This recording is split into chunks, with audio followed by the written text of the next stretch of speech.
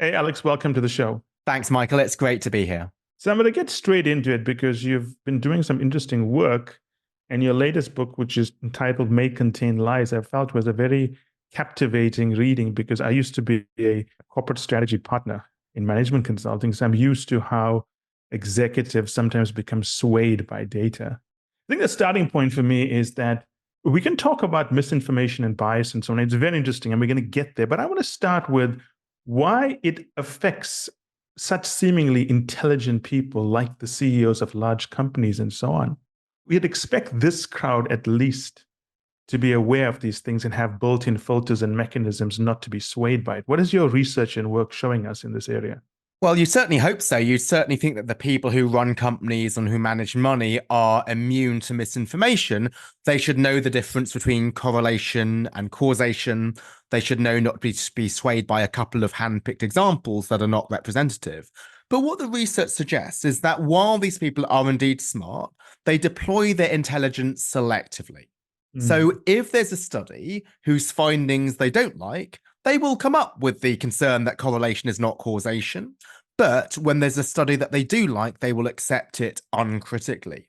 And this actually applies to myself. So in the book, I speak about times where I myself fell for misinformation due to my confirmation bias, even though I'm somebody who's supposedly an expert in data and evidence. So these biases are strong. Yes, in the cold light of day, we know to be discerning, but we don't think with a clear head when we have our biases at play. Well, let me give you an example of something I'm going through, and we can discuss how to use your thinking and the mechanisms you've created to avoid this. How could we apply to this situation, right? And I think it would be something most of our listeners would be going through. So at the moment, I'm reviewing a set of technologies that we want to bring into the business. And I've hired three individual independent experts in their field to give me their view on whether we should go ahead or not. But at the end of the day, I don't know whom I should believe because I'm not an expert in the field. I can ask all the right questions I want. But in this case, I do have a certain confirmation bias because I want us to proceed. But in the situation where I'm looking at the guy telling me we shouldn't proceed, I don't know whether I should believe him. How do you navigate a situation like that? I think it's to look at the expert's credentials. So, what is their track record? What is their expertise in this particular technology? What might be their history of past recommendations? So, if some experts tend to be particularly lenient, always recommending go ahead, then them giving the green light is not huge certification. But if this expert who recommends going against is typically generally lenient, then that's something to be particularly mindful of. Also, you wonder whether they had a hunch before you hired them as to which way that you were leaning. Because sometimes consultants will think, Yes. well, let me just reverse engineer the analysis to give the client what they want. The client is king. And so if they even unwittingly got some indication that you were leaning towards this, that might be one reason to be a little bit more discerning about what they say. It's interesting because when you talk about that, and of course, it's not what you are thinking, you are showing us what you're seeing happening in the field, in the market, and so on. One would think is if I wanted to help a client, I would give them the right recommendation, even if it was going to be painful to deliver that news, versus making them happy in the short term, which would lead to unhappiness in the long term when a flawed recommendation was implemented. Why do you think people are so keen to focus on the immediate benefit of making a client happy in that situation? I think it depends on, to be frank, the respect that they have for the client. Because if they think the client is somebody who's quite closed-minded, and then the client will respond negatively to being told that their proposed strategy is wrong, then they probably know that the client is unsalvageable. The client will go ahead and do it anyway. So their best thing they can do is to provide the analysis that can allow the client to get this through the board. But if they do think the client is open-minded, then they may well be willing to tell the client something which might be a tough decision. So, just an example, I used to work at Morgan Stanley. That was my first job out of Yes. university. And our client was Abbey National, at the time, a UK major high Yes. street bank. And they invited Morgan Stanley to pitch for why we should be the bank to help them sell Porterbrook, which is a train leasing company. Yes. Now, my boss was a third year executive director. So he was up for promotion to managing director that year. So if there was a time to be short termist, it would be then. But he told the client, don't hire Morgan Stanley. Actually, don't hire anybody, because now is not the right time to sell Porterbrook. Now, the client could have gone ahead and said, if you don't want to work for us, we're going to go somewhere else. Yeah. But the client didn't. The client said, we're going to listen to your advice. We are not going to sell Porterbrook. A few years later, unexpectedly, the client got a takeover bid from Santander, a Spanish bank. Yes. And remembering how trustworthy my boss was, they gave Morgan Stanley the entire defense mandate. So that was a situation in which my boss, the advisor, thought, I'm here to be a trusted advisor to a client. I'm going to respect the client, and I'm going to give the client the benefit of the doubt and think that the client will respond to my advice. So I think sometimes it can be the advisor who might not be correctly respecting the client, thinking that the client is biased, only wants one outcome, when the client is actually more open-minded than that. That's a very good example, and it allows me to segue into an area I wanted to get into. So you gave the example of your very forward-looking, and I would say very ethical third-year managing director and so on. Now, clearly, there are different parties involved. There's the managing director who's under pressure to bring in revenue and a mandate to contribute to the sales pipeline and revenue stream, which helps with his promotion. There's Morgan Stanley itself, and there's the bank, Abbey National. There must have been incentives in place that would encourage that third-year managing director to push through a sale, but it would seem that he somehow pushed against those incentives. I want to get to the point of how much does the role of incentives play in feeding the misinformation we are seeing? I think the role of incentives plays a major part. And indeed, actually, some of my own research is on the power and the danger of incentives. And particularly the incentives in investment banking seem to be not in the client's interests. Why? If you do a deal, you get fees today, and that gets you promoted if you're up for managing director promotion today. Now, you might think, well, if you are to advise clients to do bad deals, does that not just hinder your reputation? But the answer is no, because how do you get your reputation in investment banking? It's by doing deals. At the end of any pitch book, you end with league tables showing your market share in mergers and acquisitions. You never show the value creation to those deals, such as the long-term shareholder return to clients after they followed your advice. It's only on volume. So if you advise a client to do a deal today, number one, you get fees today, but you boost your league table position, and this increases your likelihood of getting fees tomorrow. So the incentives, if you're looking particularly instrumentally, don't seem to be aligned with the client. So this was my boss doing what he thought was ethical. When you read all the Morgan Stanley literature, it says we are trusted advisors to our clients. And he thought, oh, this is not going to be for me a marketing slogan. This for me is how I want to act. And this is what led to him making a decision that perhaps other bankers would not have made. So first-class business conducted in a first-class way, as they say. So management consulting is very similar, right? We have pressure, even amongst the elite firms, to bring in a pipeline of revenue. We don't like to use those words, but that's what it is. Yeah. But often when we recommend something, no one looks at how the strategy has been implemented over the next 6 years. And often when strategies fail, and they do fail, the partner that's responsible for it would say, well, it's not our fault. They implemented it incorrectly. And again, in management consulting, it's whether you can bring in the revenue, whether you can keep a client happy for a long enough period, whether you can build a book of business and so on. So it would seem to me that the big discussion that we need to have is how do we put in place incentives that would seem to disincline us to produce biased information or read information in a biased way? What has your research shown us in that area? So in anything in economics, I think it's about supply and demand. So why is it that people can get away with spreading misinformation? It's because there's demand for misinformation, potentially due to people's biases. So this is one of the reasons I wanted to write the book, is rather than trying to tell people who spread misinformation, don't do it, which I don't think is realistic because the incentives are in place. I want to make the people who are potential recipients of the misinformation more discerning.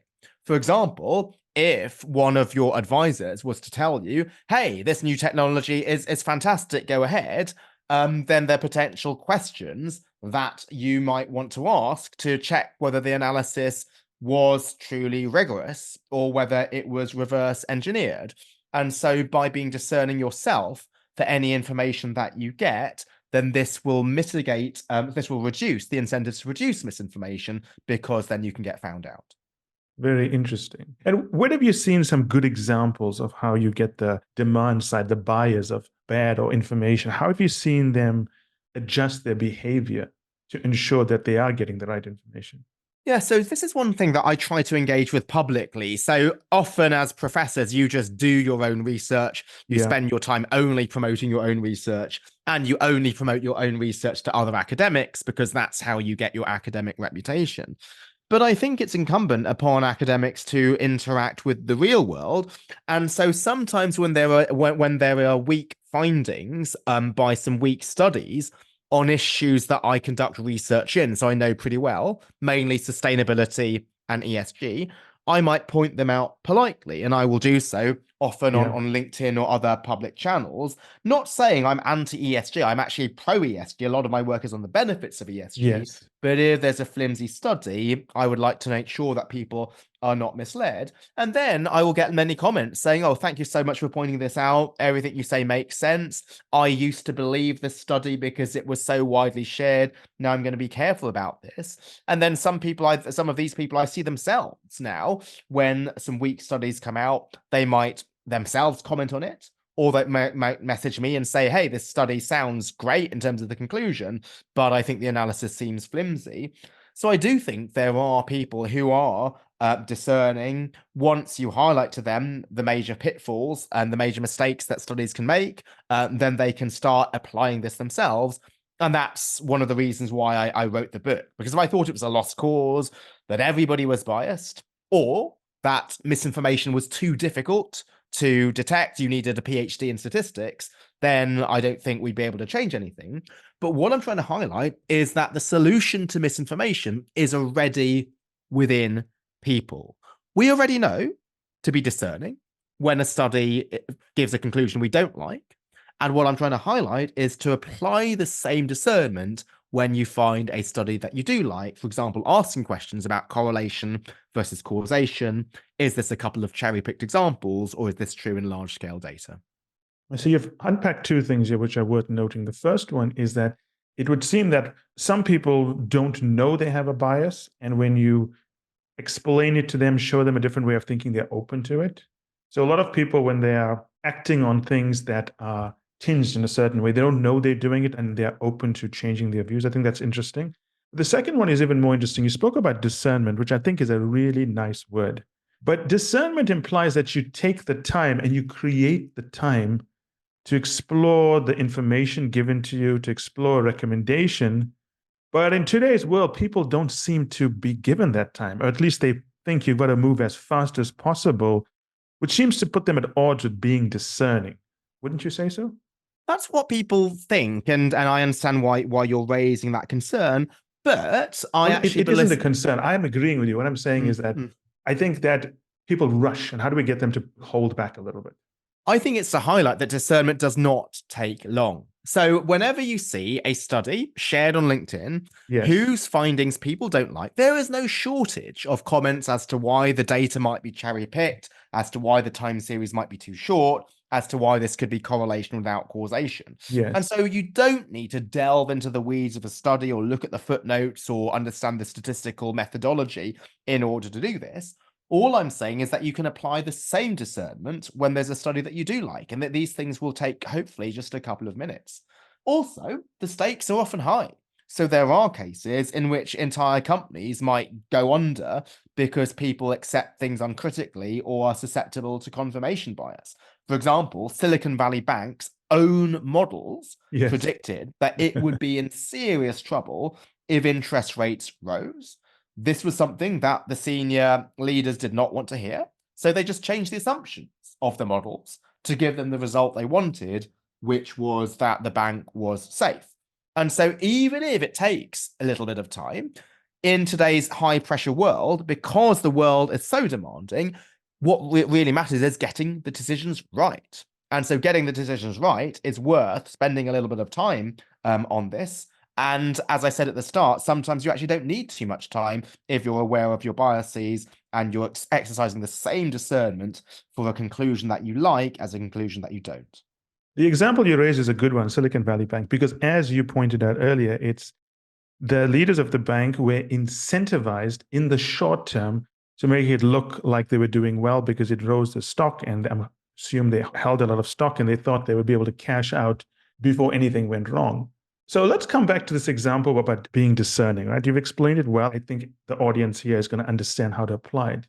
There's an element of having the confidence to be able to push back on things, because like you, I've worked with a lot of executives, but when I dig into why did you accept this? Why didn't you challenge this in a meeting? More often than not, and it does surprise me because these people have gone to amazing schools, they've won their way up into very senior positions where they are definitely not shrinking violets. But at times they seem to lack the confidence to push back on things. And it's a far more common issue than I would have expected. I would have thought it would have been isolated to certain sectors and so on. So if we want people to push back, there's a certain element of rewiring them to do that, but also asking them to have the confidence to challenge things. What have you seen in your research on that specific point? I think for organizations to explicitly and intentionally encourage challenge. So this might involve, for example, assigning a devil's advocate or a red team to poke holes and raise concerns in a particular strategy. So when the Cuban Missile Crisis arose, for example, and the immediate reaction was to invade Cuba, John F. Kennedy, the president at the time, he said, hey, hang on a moment, let's actually study this. Let's get another team to propose a different action, a blockade. Let's have the people who are proposing the invasion write up a paper as to why they think this is justified, and have the other team, which is what he called a red team or a devil's advocate team, poke holes in that. So that's something which could be formal. You can formally appoint people to raise dissenting viewpoints, or informally. What you can do is you can encourage this to emerge. So there was a time where Alfred Sloan was running General Motors. And at the end of the meeting, he said, does everybody agree with my planned course of action? Nobody dissented. And then he said, well, if nobody disagrees, let's postpone this decision until the next meeting to give you a chance to disagree. So he knew that not every decision that he was making would be absolutely flawless. So if nobody disagreed, it didn't mean that his decision was perfect. It's just that there was not enough time for people to come up with objections. So once it becomes in the culture of an organization to dissent and disagree and to raise different viewpoints, and when this is valued, then I think this will happen naturally. In contrast, what you have right now is groupthink, where people don't want to rock the status quo. If they're to highlight some flaws, then they're seen to be not team players or being disruptive. And even now, given the polarization that we see on issues such as, say, climate change or immigration, if you are expressing even a slightly different view, then you're said to be a climate change denier or xenophobic.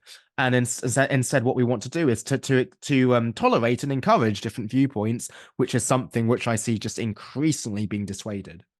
The Cuban Missile Crisis is a good example because you talk about implementing or enhancing a culture of dissent and being comfortable with being uncomfortable. Another way of saying it.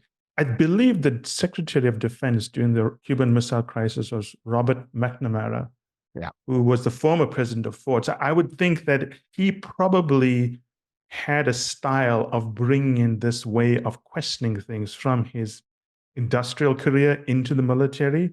It speaks to the point of having leaders who put in place this culture of dissent, which is a very good example. So we spoke about biases, misinformation, and so on, right?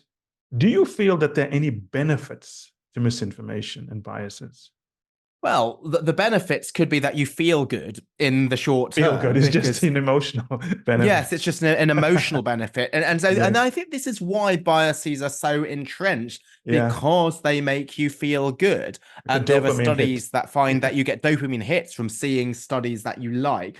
And so this is why then people end up going into echo chambers. They read newspapers they know they will agree with because it makes them feel good. So the benefit is that, it feels good, but I think this is at the long-term consequence of worsening your decisions.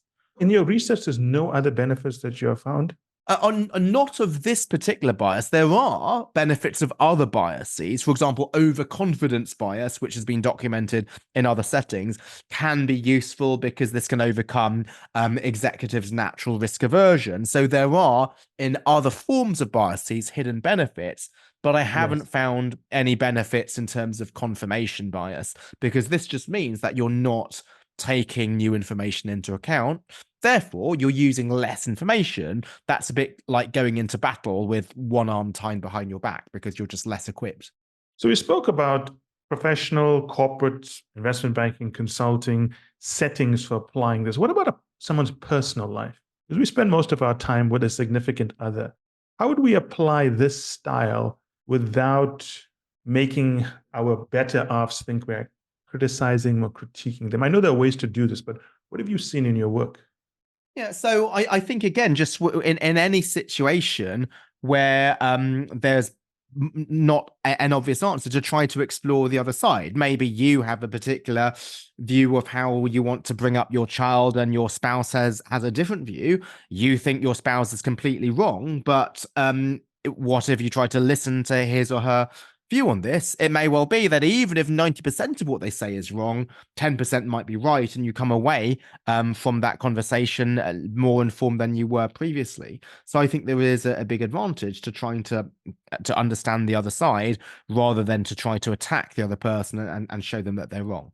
The one thing I've seen very common is the reliance on experts. For example, when I was in consulting, we'd advise a lot of companies on their digital and technology strategy and so on. But I remember reading a study from the University of Denmark, which said that of all major projects in the world, whether you're building a nuclear storage facility, a nuclear power plant, setting up a new fighter jet, of all projects in the world, IT and digital projects have the worst outcomes. They always go over budget more than any other sector and field. But the thing is that when you speak to executives, they know this. And when you are asking them about how their project is going ahead, they know that IT projects generally underperform and do not deliver the outcomes as expected. But there's definitely over-reliance on experts they have in the company. I think this is something that we have as humans, whereby in the face of not knowing something, we follow an expert without understanding how the expert is thinking and how they've come to that conclusion and so on. And you've mentioned examples earlier of how we need to question things, understanding the underlying premise. You talked about, being discerning and so on. But it does leave one in a position whereby if you can't trust anyone, experts are so open to bias that you cannot really trust any expert. It leaves you in a very uncomfortable position, because then who can you trust? Well, I think you need to understand, we need to understand who experts are. So sometimes people will self-proclaim they're experts when they actually don't have true expertise in this. And so that might be from a number of ways. So number one, in the field of business, you can have a business leader, a leading CEO, being seen as an expert. And obviously you think they should be because they're a CEO. But they have expertise in running one particular company or maybe a handful of particular companies. Whereas somebody who's done research on what drives company success, they can have looked at hundreds of companies over different industries. They can control for correlation versus causation, tease out particular factors. So somebody who's an expert at their company might not have expertise for what drives company success in general. Then, does this mean I'm just playing up my own profession, that professors are always experts? No, because professors often do not stay in their lane and claim to have expertise on topics that just are hot. So nowadays, so many experts, so many professors in economics and finance have reinvented themselves as sustainability experts. Why? Because sustainability is a hot topic. So has the person got a 20-year history of researching sustainability? If so, they have research which they're using to back what they're saying rather than just shooting from the hip. But I think it's also an opportunity for us, the people as such, to not rely so much on experts and to redefine what we call an expert. It's not some all-knowing sage that has the answer, but someone who's going to give you a highly refined opinion, a highly considered opinion. But at the end of the day, we've got to apply a measure of discernment to make sure that we're not just following someone without doing the necessary homework, right? Yeah, so I wouldn't. So maybe just calling them experts puts an unfair halo Yeah. on them. Just they instead are advisors. Yes, So counselors. this is somebody where you'll seek somebody's advice. Just because an expert says something doesn't mean it's absolutely correct. You might want to seek the wisdom for many people. Yes, I mean, one of the most common things I hear when I attend advisory meetings and so on is that clients will say that the data shows us, and something I always point out to them is the data tells you nothing. Mm. It's your interpretation of the data that is going to matter. And the people that submitted the data have certain agendas that you need to be aware of. But there seems to be an over reliance on data as if it's all knowing and it's absolute. Are you also seeing that in your work? Yeah, so data is a collection of facts, but data is different from evidence. So what is evidence? Where do we hear the term evidence most commonly? In a criminal trial. So evidence is evidence that points to one particular suspect. So if the Yes. evidence suggests that Tom or Dick or Harry could have committed the crime, then that's not evidence because it's consistent with multiple interpretations. Yeah. So I think people use the terms data and evidence interchangeably when, as you say, data has multiple different interpretations. And if you have confirmation bias, you might blind yourself to only one particular interpretation. So this is why in the book, what I try to highlight is what's the difference between data and evidence and how it's incumbent upon us to try to think of the alternative suspects, the alternative explanations for the data that we see, which might be different from our preferred interpretation. And the mere fact that we need a jury and a judge overseeing a case with evidence would imply that the evidence is not obvious, it's open to different interpretations, and there has to be someone that needs to adjudicate as such.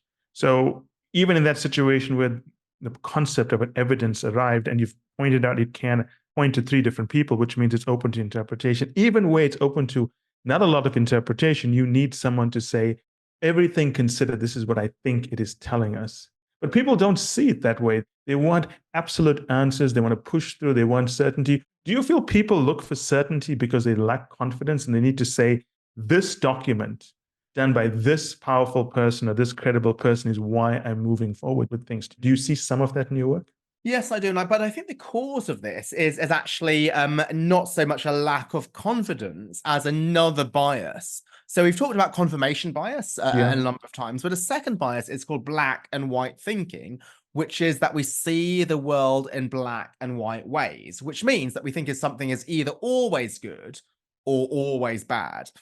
And therefore, when they see evidence, even if the evidence is only moderate, they might think the evidence is absolutely conclusive. There's so many times on LinkedIn where I'll see somebody posting X improves Y, period. Yeah. So the word period Yes. implies that is the last, that's the only possible interpretation. Or they'll say that somebody's proven something. So proof is a word that you should almost never use in social sciences. You can prove something in physical sciences where two carbon-14 atoms are exactly the same, Yeah. and you can just change one thing. But people and companies differ. So you can't have a proof which is a universal truth in all situations. So I think we need to just be much more nuanced as to what evidence can provide us. It can be a guide, it can be a counselor, it can be an advisor, as we've said, but it should not be a rule or an algorithm that we should blindly follow. Yeah, it's interesting you bring up that analogy because I often hear clients saying there must be something that can prove X. But I always point out to clients, business is a social science. There's never going to be an absolute certainty in anything because there's so many moving parts and we don't even know the correlations and linkages. And we don't even know under what conditions something that worked for a competitor is going to work for you because we don't know the conditions under which it worked for them. And it's a very nuanced thing. Are there any other major biases that our audience needs to be aware of in how they work with data, misinformation, and so on? I think these two are the most important ones. There's lots of other biases which exist, but I think in terms of data, it is confirmation bias that we accept something if we want it to be true, and black and white thinking, we see something as always good and always bad. There are other biases which matter in other contexts, such as making decisions, and Daniel Kahneman talks about this in his book Thinking Fast and Slow. But specifically for data and evidence, these are the two things that I would really want to be wary of. Do you have other examples of how the black and white bias has led to, for lack of a better word, problems in making decisions. Yeah, absolutely. So one example could be the Atkins diet. So what is the Atkins diet? So people have views on different foodstuffs. So protein sounds Yes. good because you learn that it repairs your muscles. Fat sounds bad. Isn't it called that because it makes you fat? But carbs are not so clear cut. They could be either good or bad. So Yes. Atkins said, well, let's claim that carbs are always bad. We should minimize carbs and eat as few carbs as possible. And that diet went viral because it played on black and white thinking. It was Yes. really easy to implement. You just had to look at the carbs label on a nutrition information and avoid it if it had too many carbs. It wasn't something more nuanced, such as eat carbs as long as it's 30 to 50% of your daily calories. That would be complex. You'd have to track your calories. It was something simple. But notice, had he had the opposite result, had his diet claimed eat as many carbs as possible, he might still have gone viral. Why? Because it also plays to black and white thinking. So to be a bestseller, he didn't need to be right. He only needed to be extreme. That's right. I think there's a lot of important points here, which I want to unpack for the audience. He wasn't deliberately trying to misinform, was he? No, he had a diet which played into the biases of the general population, which then gave it this viral growth. But he wasn't trying to misinform. He had a viewpoint that he thought was true. Is that correct? Is that the way it played out? Am I missing something? I think it's a bit of both. So you're right that in some cases people are just passionate advocates. They Yes. don't always set out deliberately to really misinform. But actually, sometimes also people Yes. will make their message as blunt as possible and as simple as possible because this is how they'll become famous. So if you look at some really best-selling books, they make hugely exaggerated claims. So it Yeah. can be The 4-Hour Work Week by Tim Ferriss. So Tim Ferriss is not even an expert, so I don't see what his credentials are. So he's not a major CEO, nor is he a scientist or a psychologist, which has studied what leads to effectiveness. But by making a claim that you can have a 4-hour work week, then he was able to sell lots of copies. And you see it through LinkedIn, like people will just say, oh, global thought leader, multi-award winning author, best-selling author, even though there's no clear definition of best-selling. People like to make great exaggerated claims, and the undiscerning readers will see this as expertise and will lap it up uncritically. And coming back to the Atkins diet, because we expanded it and we worked with it, I'm going to close it up for the audience here. Here, the black and white bias is the fact that people had a bias against carbs, and the Atkins diet fed into that bias. Is that correct? No, it's not actually. So that would be confirmation bias if there was an existing viewpoint. But importantly, for black and white thinking, there you don't need to have a pre-existing view. So as I mentioned, that you might have a view on protein. Yes. Towards it. You might have a view on fats. You might be negative towards that. But for something like carbs, you're neutral. But even if you have no pre-existing view, as long as you think something can be either positive or negative, then if something is extreme, then you will latch onto it. And so the success of the Atkins diet was it said minimize carbs. But if it had also said maximize carbs, it might have also been successful. Why? Because it plays into black and white thinking. It gives a very simple message. That's a good distinction. So with confirmation bias, you have an existing viewpoint. With black and white thinking, you don't have an existing viewpoint, or you may have it, but you either decide something is absolutely good or absolutely bad. Is that correct? That's absolutely correct. And that's why, in response to one of your earlier questions, there's not really other biases that I'd highlight. I think most cases of misinformation can be covered by those two biases: confirmation bias when you have a pre-existing viewpoint, and black and white thinking when you don't. Yes. And I can see that playing through your life in ways you don't even understand it affects you. Like thinking about myself personally, for a very long time, I wouldn't travel to a certain city because I had watched many TV shows about violence in the city. And I would deliberately plan my travels to avoid this city. And then one day I happened to visit the city and I fell in love with it. And that's an example of black and white thinking. I did not question the media. that was presented to me. I accepted it at face value, and I gave it an extreme definition, which is that this city is so violent, I'm never going to fly in even during transit. And the reason I bring it up is because it can affect us in ways we don't even know it's affecting us. Yeah, absolutely. Or you meet a particular person from a certain nationality and then you're Yeah. just biased against that nationality. Or you meet a particular person from a profession. You might say, oh, this investment banker is arrogant and therefore all investment bankers are arrogant. So we over extrapolate from an individual tree and think this applies to the entire forest. And so we view things in black or white, all or nothing ways. Is as I was pointing out to my colleague a few days ago, my friend actually, not a colleague, and they were complaining about this bank. It's so terrible. And I said, but what has been your interaction with this bank? It's an online bank. And she said, well, I was typing up and sending a request to customer support. And basically, I explained that your interaction with this bank has been one person in customer support. The rest of the employees could be quite nice people. Why don't you try to find someone else in customer support to help you? Because in this situation, they would have done something quite, I would think, short-sighted in terms of being all agitated about the interaction, closing their bank account, moving it to another place. But by changing their frame, it makes it much easier to go on with life, right? Yeah, and so this is one of the things I highlight in the book. I call it the difference between facts and data.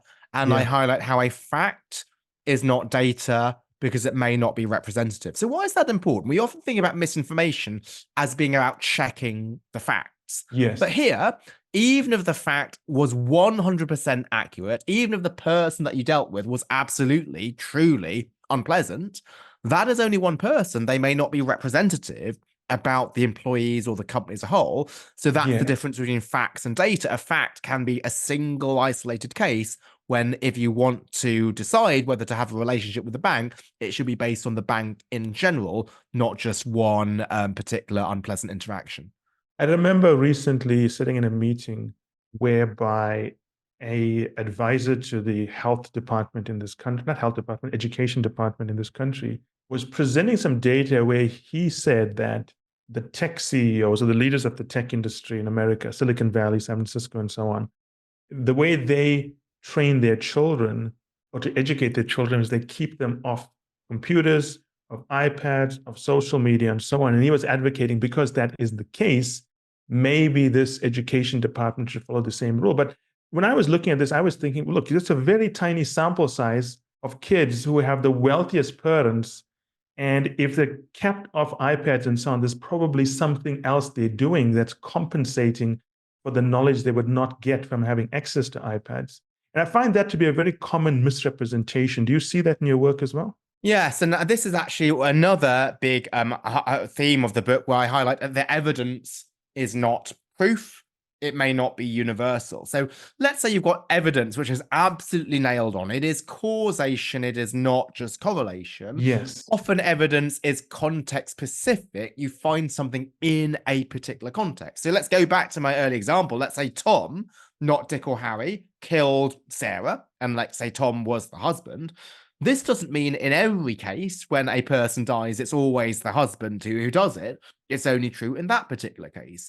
And similarly, we have the Malcolm Gladwell 10,000 hours rule, which claims that to be successful, you have to spend 10,000 hours doing this. But that was something which was after studying the evidence that he cites was evidence on violinists. And yet he over-extrapolated from violinists and claims this applies to nearly every situation, such as neurosurgery and chess. Those are very different settings. So what you find in one setting might not apply in other settings. It's like what I always tell clients, certain recommendations, or actually all recommendations that we give them, work under certain conditions. And you have to know what those conditions are, so that if you try to replicate what we're recommending in one area of your business, it may not work in another area because those conditions do not exist. It's an element of that, isn't it?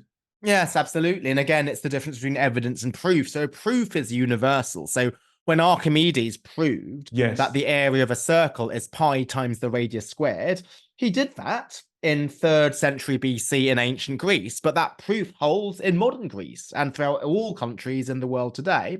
Whereas evidence is only true in the original setting that was gathered. So often people like to bandy around the word proof or conclusive proof, when actually many of these things are not proven, because even if you document a robust causation, not just correlation, this is only shown in the specific setting that you were analyzing. And coming back full circle, because I have a lot of business listeners here and venture capitalists and so on, the social sciences by definition are going to have very little, if any, proof. Is that correct? Absolutely. So I would never use the word proof. I don't think I've ever used the word proof to describe one of my papers. The most that you could say is evidence. So what I develop in the book is what I call the ladder of misinference to categorize misinformation. And why I have this image of a ladder is we often will extrapolate, we will climb up a ladder, we'll take some particular facts, and then we'll draw some conclusions. So the first misstep is that a statement is not fact. It may not be accurate. So that's the idea of checking the facts. That's level one misinformation that the listeners will already know about. But then level two is a fact is not data. It may not be representative. We've come up with that earlier when we talked about black and white thinking, over extrapolating from one particular interaction. The third misstep is that data is not evidence. It may not be conclusive. That's correlation versus causation, multiple explanations. And the final one is that evidence is not proof. It may not be universal. And I think in social sciences, you can never get to the top rung of the ladder. So if you're very careful as a researcher, maybe you can get from statements to facts to data to evidence, but you can almost never get to proof, because social sciences involves different companies and different people. They are not the same thing, like circles or carbon-14 atoms. I can see wide uses of abuse here by people who manipulate these misunderstandings. The simplest example is one I see in the newspaper every day. A politician will say that I am going to, I don't know, grow the economy by 10%. A major publication will say President X says he's going to grow the economy by 10%, but it's a statement, it's not a fact, right? Yes, absolutely. Yeah. So often if you make a statement which is bold, if you make such a bold claim, they think, oh, it's so big, it must be true. I'm not even going to question it. And then the entire reporting is what the president said he's going to do. And then a few weeks later, there's a follow-up piece saying, hey, president said the X, but he actually cannot follow through on it, or he hasn't been able to follow through on it. But it's usually a byline piece, and it's not with the big, bold header, which is what the original statement had attached to it. Yeah, and you see all these like studies or reports which go around making huge claims, such as the UK economy would have 10% more GDP if women had the same access to finance as men. So report finds. Or studies show that if companies thought more long term, then they would be worth £20 billion more. Or if companies cared more for their employees, their values would rise by 50%. And people are attracted to those numbers. There'll be headlines in the press about how much value would be created. Nobody bothers to look at the methodology behind this. And this again plays into black and white thinking. This gives people the incentives to make extreme statements which grab people's attention, because they know that the reader will be swayed by the strength of the statement, not the accuracy of the methodology behind it. Yeah, I remember one of the most classic examples of that in management consulting is the adoption of the Japanese performance improvement technique, whereby when something goes wrong on a production line, everyone stops the production line, people get involved and they try to work through it and so on. And for a long time, American companies, especially in the craze in the 80s and 90s, when they felt the Japanese were taking over, they tried to bring these production techniques to America. But they didn't realize that it wasn't the preference of the Japanese to have these production lines with a lot of workers on them. It was a byproduct of the fact that they couldn't afford to automate the way the Americans did in the 50s and 60s, and the Japanese had low-cost labor at that stage, and that's why they built the production lines as they could. And trying to just take those techniques back into America in a different context is not going to generate the same returns as it would in an economy that's built around, lack of access to capital and low-cost labor. But you see this all the time, whereby people recommend something without understanding if it's contextually accurate. Absolutely. So people like to look at success stories, and they like to import practices elsewhere. So people often say, oh, Germany is Yes. successful, Germany has workers on their board. So every country should have workers on their boards, and then they will be more successful. Well, number one, you don't even know whether Germany's success is due to workers on boards. It could be due to many other things. Is Germany's success due to speaking the German language? And therefore, should all countries adopt the German language? That would be equally absurd. And number two, even if workers on boards were a contributor to Germany's success, that might be context specific. It might be because the workforce is quite different in Germany to in other countries. Maybe it's something where employees are more permanent. They don't switch jobs as often. So to have workers on the boards who are going to be in the company for 20 years, that's something which adds value. Maybe in the US, one of the strengths of the US labor market is that people can move jobs, and they can move jobs in order to progress in their career and to get a variety of their experiences. And maybe then it's not so good to have workers on the boards because these workers might not have as long-term a mindset. So you can't just take something which works elsewhere and claim it's going to work in your particular setting. Again, evidence is not proof. It's not universal. Well, probably the most hilarious example I've seen is newspapers where you have the same editorial team would be posting articles roughly around the same time, saying different things by looking at the same data. An example comes to mind in the Financial Times recently, where they said that in one article, because there's a feeling in the German population that things are not good, Germans are not spending as much.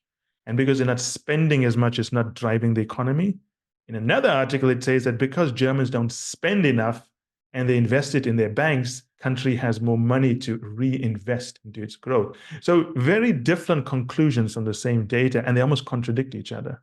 Yeah, absolutely. And again, what could be behind this? It could be somebody's particular bias. If you have a view of the world, then you will interpret the evidence as consistent with your view. It's a bit like when two people see the sport as the same sports game. So there could be fans of opposing teams, and one of them says, "Oh, this is a penalty," and the other says it's never a penalty. They see the same interpretation, but some people think, well, this was a foul, and other people think that it was not a foul. Again, what's causing this different interpretation? It is their partisan bias. You know, one of the most important pieces of advice I give clients and colleagues is that you've got to know the thinking and the biases of the gatekeepers who bring information to you. And in my case, this is the editor-in-chief of the Financial Times, Wall Street Journal, and New York Times. I read primarily those publications. If they decide a topic is interesting, they're going to surface it in the newspaper and I'm going to read it. If they decide a topic is not interesting, they're either going to bury it or never report on it, and I don't know it's happening in the world. So I look at very carefully, what are they thinking about? Why are they prioritizing things? And in some cases, I even introduce a new major publication into my reading list if I think I'm getting into an echo chamber here. But I think not enough people do that in their lives. No, absolutely, because people like to be in echo chambers because this releases dopamine. It makes you feel good.